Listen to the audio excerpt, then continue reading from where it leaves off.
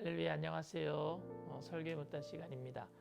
오늘 질문은 삶은 변화되었는데 방언하지 못하면 성령 충만하지 못한 것인가요? 라는 질문입니다. 저희 아버지와 어머니는 1974년도에 장로교회에서 순복음교회로 옮기신 이후에 많은 시간이 지난 뒤에 방언을 받으셨습니다. 제 기억으로는 아버지께서는 장로님이 되시는 해인 1987년에 방언을 받으셨고 어머니께서도 지역장을 하시면서 오랜 기간 동안 받지 못하시다가 결국 사모함으로 받게 되셨습니다. 제가 그것을 알 수 있었던 것은 저희 집이 늘 가정 예배를 드렸기 때문이고 또 마지막 순서가 통성기도였기 때문에 어떻게 기도하셨는지 봤기 때문입니다. 그런데 부모님께서 방언 기도를 하시기 전에는 성령 충만한 삶을 살지 못하신 것도 아니었습니다. 늘 모든 예배를 빠지지 않고 드리셨으며 제가 새벽에 화장실 가려고 일어나면 아버지와 어머니는 늘 마루에 나와서 우리들을 위해서 기도하셨던 모습을 제가 기억하고 있습니다. 방언은 성령 충만의 은사 중에 한 가지입니다. 고린도전서 12장인 은사장에 보면 이렇게 기록되어 있습니다. 고린도전서 12장 27절 28절 말씀입니다. 너희는 그리스도의 몸이요 지체의 각 부분이라.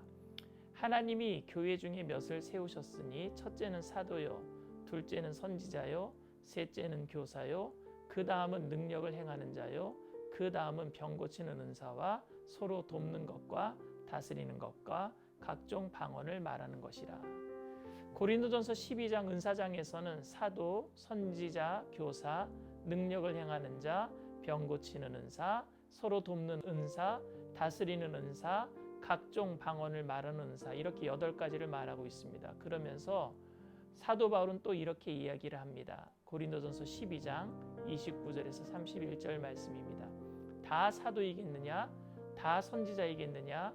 다 교사이겠느냐? 다 능력을 행하는 자이겠느냐? 다 병 고치는 은사를 가진 자이겠느냐? 다 방언을 말하는 자이겠느냐? 다 통역하는 자이겠느냐? 너희는 더 큰 은사를 사모하라. 내가 또한 가장 좋은 길을 너희에게 보이리라. 모두가 다 똑같은 은사를 받을 수 없다라는 것입니다. 그런데 사도 바울은 은사를 사모하는 고린도 교인들에게 가장 큰 은사가 있다고 31절에 말하고 있습니다. 너희는 더욱 큰 은사를 사모하라. 내가 또한 가장 좋은 길을 너희에게 보이리라.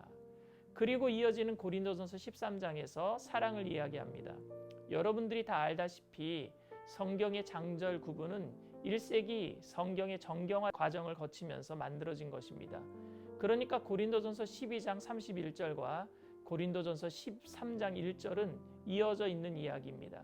사도 바울은 각종 은사를 사모하며 특히 방언의 은사를 중요시했던 고린도 교인들에게 은사 중에 방언의 은사를 순서적으로 의도적으로 가장 마지막에 소개했으며 그리고 은사에 많은 기대를 걸었던 그들에게 가장 큰 은사가 있다며 구미가 당기는 말을 한 다음에 사랑을 소개하고 있습니다. 그런데 여러분, 사랑이 은사입니까? 고린도전서 13장 1절에서 3절 말씀입니다. 내가 사람의 방언과 천사의 말을 할지라도 사랑이 없으면 소리나는 구리와 울리는 꽹과리가 되고 내가 예언하는 능력이 있어 모든 비밀과 모든 지식을 알고 또 산을 옮길 만한 모든 믿음이 있을지라도 사랑이 없으면 내가 아무것도 아니요 내가 내게 있는 것으로 구제하고 또 내 몸을 불사르게 내어줄지라도 사랑이 없으면 내게 아무 유익이 없느니라. 내가 사람의 방언과 천사의 말을 할지라도는 방언의 은사를 말하고 있는 것이고 내가 예언하는 능력이 있어라는 말씀은 예언의 은사를 말하는 것이고 산을 옮길 만한 믿음이 있을지라도라는 말은 능력 행함의 은사를 말하는 것이고 내게 있는 모든 것으로 구제하고는 구제의 은사를 말하고 있습니다. 그런데 이 모든 것에 사랑에 기초하지 않고 있으면 아무것도 아니라고 말하고 있는 것입니다. 사도 바울은 사랑을 은사라고 말하고 있는 것이 아니라 모든 은사를 사용하게 만드는 기본이 사랑이라고 말하고 있는 것입니다. 단지 우리 교회가 방언을 강조하는 것은 성령 충만의 외적 표현이 방언이기 때문입니다. 사도행전에서 4번의 성령 충만 사건이 기록되어 있는데 사도행전 2장의 마가다락방 성령 충만 사건, 사도행전 8장의 사마리아 지방에 임한 성령 충만 사건, 사도행전 10장의 고넬료 가정의 성령 충만 사건, 사도행전 19장의 에베소 교회의 성령 충만 사건에서 우리는 모두 알 수 있듯이 방언이 임한 것을 알 수 있습니다. 그래서 이것을 성령 충만 사건을 체험할 때 나타나는 표적 방언이라고 말합니다.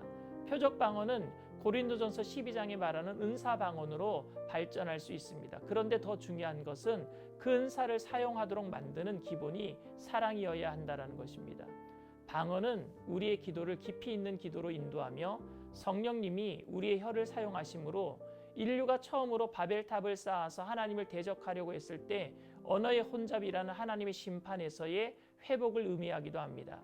자신이 마음대로 말함으로 바벨탑을 쌓았던 죄인에서 그 혀를 하나님께 맡김으로 하나님의 언어로 회복되는 의미에서 하나님께 기도할 때 방언으로 기도하면 더욱 좋습니다. 그런데 방언 기도가 다른 사람을 배려하는 기도가 아닌 자신을 드러내려고 하는 기도라면 방언 기도를 하더라도 성령 충만한 기도라고 하기 어렵습니다.